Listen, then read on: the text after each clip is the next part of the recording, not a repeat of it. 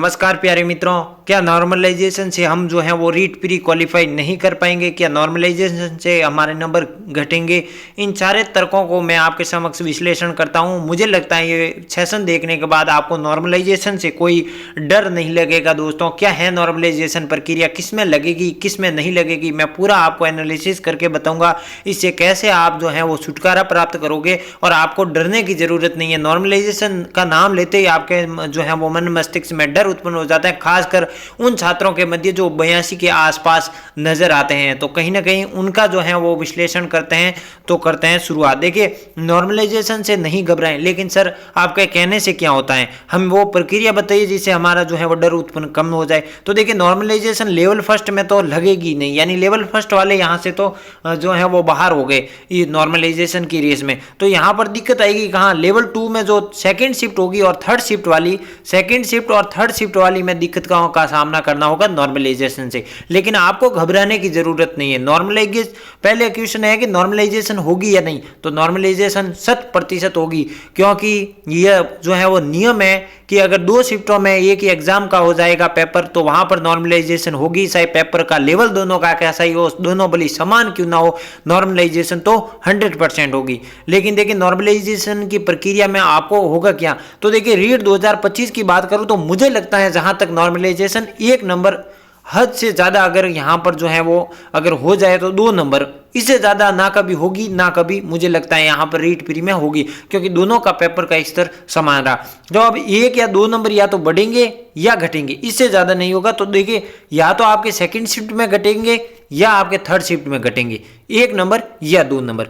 अब आपको यहां से जो है वो बचने के लिए आपको फायदा क्या होगा, आपको फायदा होगा बोनस से। किससे होगा, बोनस से होगी। सर ये क्या है, तो देखिए पिछली जो रीट प्री हुई थी आपके, उसमें मैंने जो पूरा जो है वो उसका आंकड़ा निकला, तो कम से कम 4 या 5% ऐसे होते हैं दोस्तों आपके पूरे पेपर में कि या तो वो क्या हो जाता है, कट जाते हैं, तो उसके नंबर हो जाते हैं बोनस, या तो कटेंगे, या ऐसा होता है कि 1 ही पर्सन के जो है वो बोर्ड को 2 उत्तर जो है वो सही लग जाते हैं। जब आंसर की आएगी दोस्तों 14 मार्च को आंसर की आएगी, तो वहां पर जो है वो छात्र रीट लगाएंगे कि कौन से पर्सन में जो है वो ज्यादा 2 से अधिक सही होगा। ये सबसे ज्यादा दिक्कत होगी मनोविज्ञान विषय में होती है दोस्तों, जहां पर जो है वो ऑप्शन कटने 2 से ज्यादा हो जाते हैं और कई बार प्रश्न ही गलत हो जाता है, तो वहां पर आपको फायदे मिलेगा। तो पिछली बार अगर मैं बात करूं 60 से 5 नंबर बढ़े थे, तो मैं कहता हूं 4 या 5 मान के हटाइए, आप तो 2 नंबर भी बढ़ जाए, ये मान लीजिए कि 2 नंबर बोनस होंगे, इतना सरल मानिएगा। तो 2 नंबर बोनस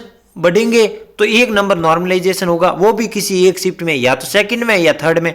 तो एक शिफ्ट में जो है वो 1 नंबर माइनस होगा, तो भी तो आप प्लस में जो है वो आपका स्कोर हो रहा है। तो आपको, मुझे लगता है यहां से आपको घबराने की जरूरत नहीं है। काफी छात्र हैं नॉर्मलाइजेशन के नाम से ही डरते हैं, तो डरने की जरूरत आपको है ही नहीं। आपके बोनस होंगे उनमें से ही कटेंगे, अगर कटना होगा तो आपके बोनस में से ये कटेंगे। आपका जो स्कोर बन रहा है ना, मान लीजिए आपके जो है वो, मान लीजिए उदाहरण के लिए आपको, मान लो सरल से सरल मान रहा हूं, अगर 90 का जनरल में मान के चलिए तो 92 स्कोर हो रहा है। अगर आप ओबीसी समथिंग जो एससी से संबंधित यहां पर हो, तो मान लीजिए उदाहरण के लिए आपके 85 नंबर बन रहे हैं, इस हिसाब से एक उदाहरण मान के, तो आपको होगा क्या, अब 92 नंबर आपको मान लीजिए फिक्स है, जनरल की बात कर रहा हूं मैं, तो आपको बोनस से 2 नंबर मिल जाएंगे मान लीजिए, तो आपके टोटल 94 हो जाएंगे। और मान लीजिए आपके यहां पर नॉर्मलाइजेशन हो गई 1 नंबर की, तो वापस बढ़ के आपके 93 ही हो गए ना।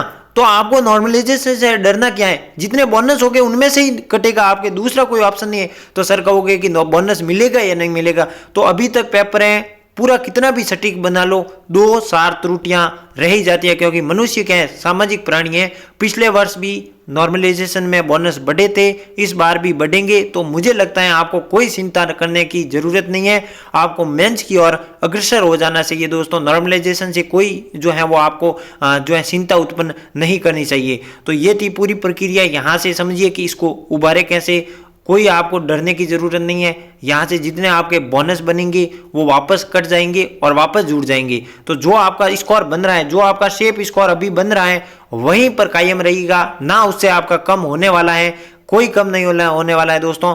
तो बेबाक रूप से अपने पूरी मनोयोग के साथ रीट मेंस की ओर अग्रसर हो जाइए दोस्तों।